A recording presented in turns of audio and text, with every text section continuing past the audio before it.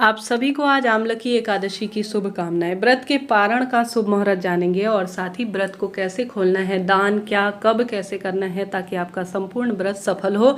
त्रयोदशी अर्थात प्रदोष का भी साथ में व्रत करते हैं तो उसे कैसे करें, पूरी जानकारी वीडियो में है, अंत तक सुनिएगा, बने रहिएगा। देखिए, एकादशी व्रत करना जितना महत्वपूर्ण है उतना ही आवश्यक है व्रत को खोलना। रात्रि और दिन का एकादशी का आज हम सभी 10 तारीख को व्रत कर रहे हैं। ऐसे में दूसरे दिन अर्थात 11 मार्च मंगलवार को हम सभी को व्रत खोलना होगा। व्रत खोलने की विधि सबसे पहले जान लेते हैं। सबसे पहले जल्दी उठें, रात्रि जागरण संभव हो तो करें, नहीं तो सबके बस का बात नहीं है रात्रि जागरण करना। आज रात्रि को आप सात्विक फलाहार करें और भगवान का नाम मंत्र जाप करते हुए ध्यान मुद्रा में आप निद्रा कर सकते हैं, कोई दोष नहीं है। देखिए, गृहस्थ जनों के लिए नियम लचीले होते हैं और यही सार्थक होते हैं। उसके बाद आप सुबह जल्दी उठकर स्नान इत्यादि से गंगा जल मिश्रित जल से स्नान करें, सूर्य भगवान को जल चढ़ाएं, घर के दरवाजे पर छीटन करके आप जल्दी से दीप लगा लीजिए। कोशिश करें आप जल्दी उठें। ब्रह्म मुहूर्त का समय क्या है मैंने स्क्रीन पर दिया हुआ है। अपने घर की रसोई को साफ सुथरा करने के बाद शुद्ध सात्विक घी में या तिल के तेल में आप सभी को जो भी आपसे बन पड़े वह आप बनाएं। सात्विक होना चाहिए, परंतु उसके साथ साथ शुद्धता का ध्यान रखते हुए थोड़ा खीर, चावल की खीर या आप चावल के नमकीन चावल वगैरह है वह जरूर से बनाइएगा। एकादशी व्रत तभी सफल होता है जब द्वादशी के दिन चावल खाए जाते हैं, भगवान को भोग लगाए जाते हैं, तो इस चीज़ को आप ध्यान करिएगा। तो व्रत अपने द्वादशी की कथा है उसे सुन लीजिएगा। भगवान के आगे दीप लगाकर आपकी रोज की पूजा विधि रहती है वह कीजिएगा, जैसे भगवान को स्नान कराना, पुष्प समर्पित करना, चंदन इत्यादि लगाना, विधि विधान से जो पूजा का नियम होता है वह आप सभी कर लीजिएगा। इसके बाद भगवान को जो भोग लगाना है वह आप लगा लीजिएगा। साथ के साथ व्रत खोलने से पहले एक समय का भोजन आप अलग से दान के लिए रख दीजिए। उसमें आप चावल का दान जरूर से करें। थोड़ा नमक, मिर्च, दही, दूध, घी और हल्दी इत्यादि एक समय का कुल मिलाकर भोजन होता है उसमें आप सभी आवश्यक रूप से सब्जी रखिएगा। मौसमी थोड़ा फल रख लीजिएगा। आंवला रखते हैं इसमें दान के लिए तो सबसे अधिक शुभ और श्रेष्ठ माना जाता है।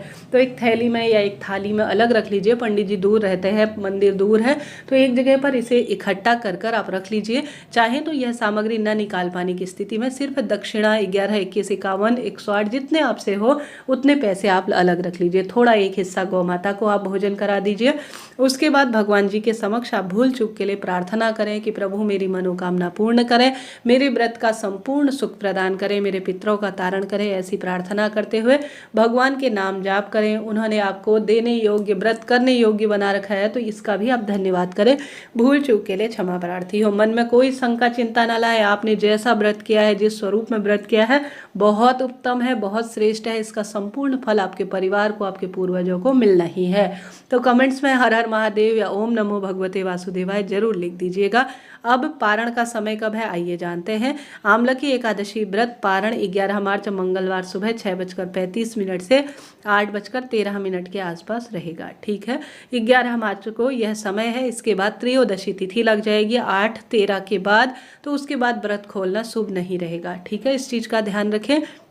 सूर्य उदित होने के बाद ही हमेशा अपने व्रत को खोलना चाहिए। 6:35 से 8:13 तक किसी भी स्थिति में आप व्रत को खोल ही लीजिएगा, तभी आपका व्रत सफल माना जाएगा। द्वादशी तिथि शुरू हो रही है 10 मार्च सुबह 7:44 से। द्वादशी तिथि समाप्त 11 मार्च सुबह 8:13 के आसपास। इसके बाद त्रयोदशी लग जाएगी, तो फिर त्रयोदशी में व्रत खोलना सही नहीं माना जाएगा। ठीक है जी, यह बात हो गई। अब आप सभी के प्रश्न आते हैं, दीदी अगर हम इसके साथ प्रदोष का व्रत करते हैं तो मंगलवार को प्रदोष व्रत भी किया जाएगा, तो आप सभी कैसे नियम का पालन करें। तो ऐसी स्थिति में आप अन्न धारण नहीं ग्रहण कर पाएंगे। इस चीज़ का ध्यान रखें।